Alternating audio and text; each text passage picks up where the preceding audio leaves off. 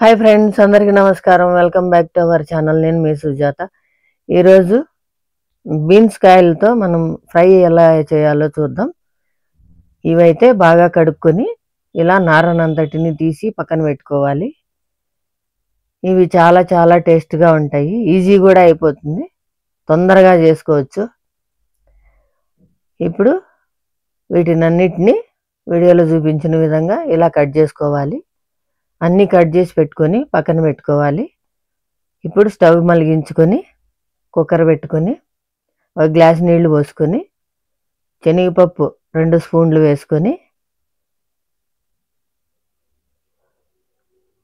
Beans కాయలను కూడా వేసుకొని కొంచెం ఉప్పు వేసుకొని మూత పెట్టుకొని 3 విజిల్స్ వచ్చేంత వరకు ఉడికించుకోవాలి. ఇవి చాలా చాలా టేస్ట్గా ఉంటుంది ఫ్రై. ఇప్పుడు మూత తీస్తే ఇలా ఉడికింటాయి. వీటిని జాలి గిన్నెలో పోసుకొని వాటర్ పోయేంత వరకు ఉంచుకోవాలి. ఇప్పుడు 100 గ్రాముల కొబ్బరి పొడి తీసుకొని తగినంత ఉప్పు వేసుకొని 2 స్పూన్లు కారం వేసుకొని 6-7 తెల్లగడ్డల పీసులు వేసుకొని ఇలా గ్రైండ్ చేసుకోవాలి. ఈ కొబ్బరి పొడి చాలా టేస్ట్గా ఉంటుంది. అన్నంలో కూడా తినచ్చు.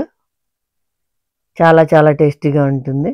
ఇప్పుడు స్టవ్ వెలిగించుకొని ఆయిల్ 2-3 స్పూన్లు వేసుకొని ఆవాలు వేసుకొని చిటపట్లాడాక కరివేపాకు వేసుకొని ఎర్రగడ్డలను కూడా వేసుకొని దోరగా వేయించుకోవాలి.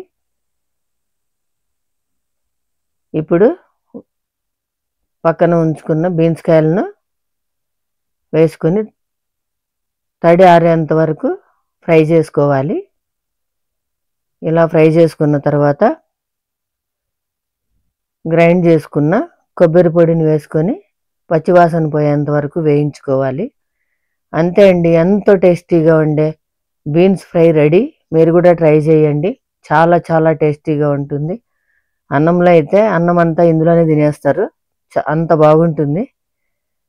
ఓకే అండి, మళ్ళీ మంచి వీడియోతో మేము ముందుంటా. ప్లీజ్ సబ్స్క్రైబ్ చేయండి, లైక్ చేయండి, షేర్ చేయండి. Thank you.